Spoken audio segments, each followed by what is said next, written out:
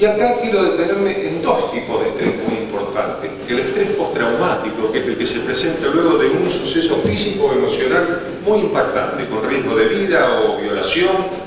¿Y qué es lo que sucede con ese individuo? Mantiene esa imagen, mantiene esa percepción a lo largo del tiempo, con lo cual altera su psiquismo y su emocionalidad de forma realmente muy importante.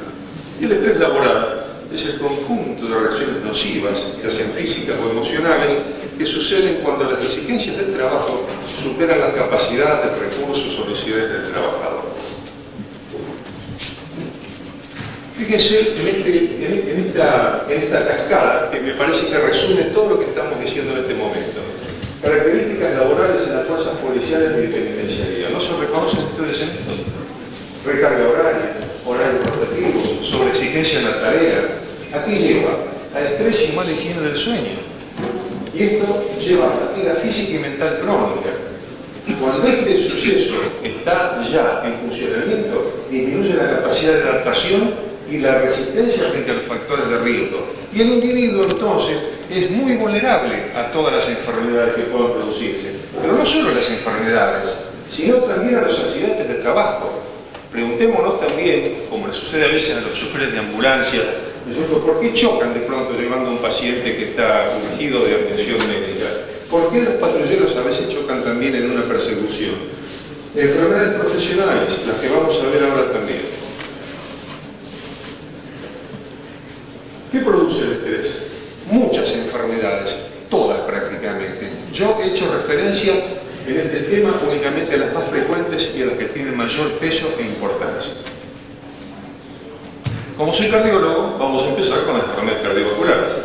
Y tenemos la hipertensión arterial. Para ser muy simplista, a pesar de que hoy en día se define la hipertensión arterial como una enfermedad compleja, diremos que todo individuo que en 2 o 3 tomas sucesivas, en ocasiones distintas, presenta una cifra de presión mayor a 140/90, esa es hipertensión.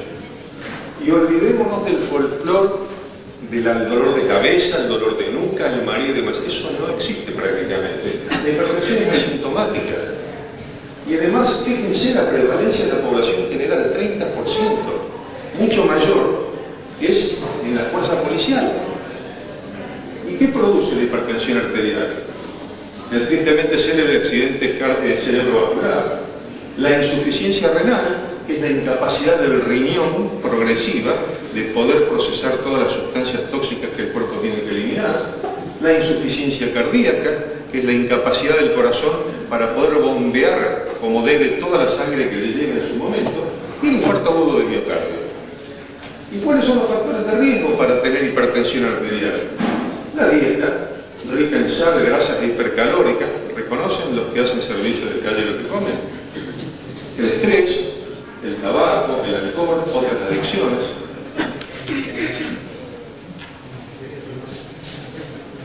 ¿Qué otra enfermedad cardiovascular vamos a considerar?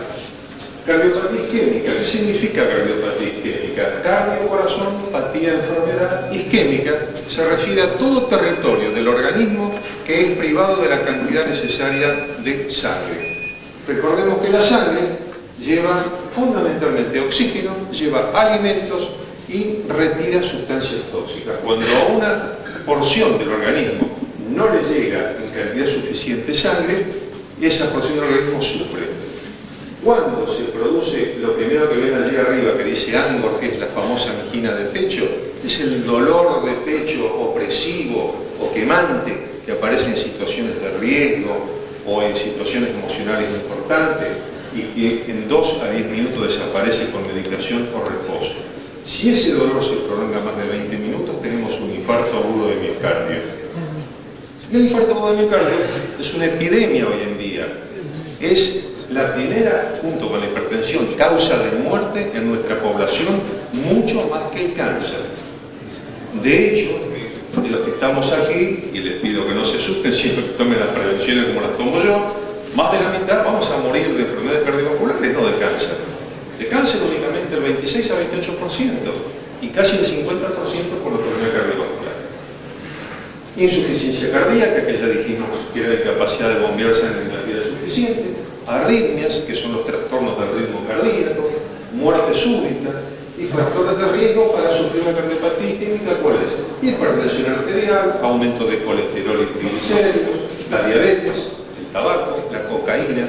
La cocaína es la principal causa de infarto de miocardio en menores de 40 años.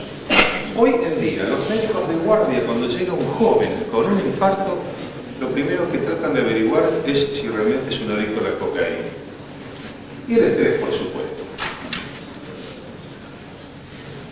La otra enfermedad cardiovascular que quiero tocar son las arritmias. ¿Qué son las arritmias? Son alteraciones crónicas o agudas del ritmo cardíaco. Y son de tres tipos: o aceleración, o enlentecimiento extremo, o pérdida de la regularidad del latido. Cualquiera de ellas tiene sus factores de riesgo, que son el estrés, fundamentalmente, la hipertensión arterial, la diabetes, tabaco, alcohol y drogas, y la cardiopatía isquémica. ¿Y cuáles son las consecuencias? En las agudas, por decir, las que aparecen súbitamente y que tienen un periodo corto de solución, palpitaciones, o sea, sentir la gente viene al consultorio y dice: doctor, siento el corazón. Corazón sano habitualmente no se siente, no se percibe. El síncope, que es la pérdida brusca de conocimiento con caída del individuo al suelo, y la muerte súbita. Y las crónicas son insuficiencia cardíaca, otra vez, el tromboembolismo, que es la formación de coágulos en las arterias y que embolizan, o sea, que son disparados como un proyectil por una arteria hasta un lugar en donde se enclavan y producen el infarto de ese órgano, y un montón de otras consecuencias que no vamos a entrar ahora. Y por último, la insuficiencia cardíaca, que puede ser aguda o crónica. La aguda es producto de un infarto, de arritmias, de una crisis hipertensiva, un paciente que llega con 23 o 24 de presión a una guardia y viene con un cuadro de insuficiencia cardíaca. Y la crónica, que es el estadio final de otras enfermedades como la hipertensión, la cardiopatía isquémica, etc. Enfermedades digestivas. Estas las vamos a ir mencionando simplemente. Todos nosotros conocemos más o menos de qué se trata. La gastritis, con su correlato de malas digestiones, ardor y pirosis y sensación de dolor en el estómago, sobre todo con algunas comidas. La úlcera gastrodenal, que es la herida en el estómago, en el duodeno, y que puede producir hemorragias digestivas que pueden ser incluso fatales. El colon irritable. El síndrome de colon irritable lo sufre hoy en día el 16 a 18% de la población y consiste en un trastorno funcional sin causa aparente y que produce una serie de trastornos que van desde la depresión hasta crisis de diarrea, constipación, dolores cólicos, etcétera, etcétera. Y las dispepsias, que engloban en general todas las enfermedades digestivas, que es el malestar, ¿no es cierto?, en cuanto a la digestión. Las enfermedades metabólicas y hormonales, la diabetes en primer lugar. Cuando yo me recibí, hace ya de esto más tiempo que me puedo acordar, había una tasa de valencia en la diabetes de aproximadamente el 2 al 4%. Hoy en día estamos cercanos al 10% de la diabetes. ¿Por qué se produce esto? Estrés, sobrepeso, déficit de actividad física y alimentación defectuosa. Disfunciones tiroides, hipotiroidismo, hipertiroidismo. Los que vivimos acá, cercanos a la costa, sabemos que muchas mujeres, sobre todo, sufren de alteraciones de la glándula tiroides. El estrés contribuye enormemente a producirlo. Alteraciones menstruales, dismenorrea y amenorrea, o sea, dolores menstruales, falta de menstruación, alteraciones de los ciclos. Disfunciones sexuales. Hoy en día el consultorio es testigo de la cantidad de hombres jóvenes que consultan por disfunciones sexuales, cosa que 20 años atrás no se veía. Alteraciones del sistema inmunológico.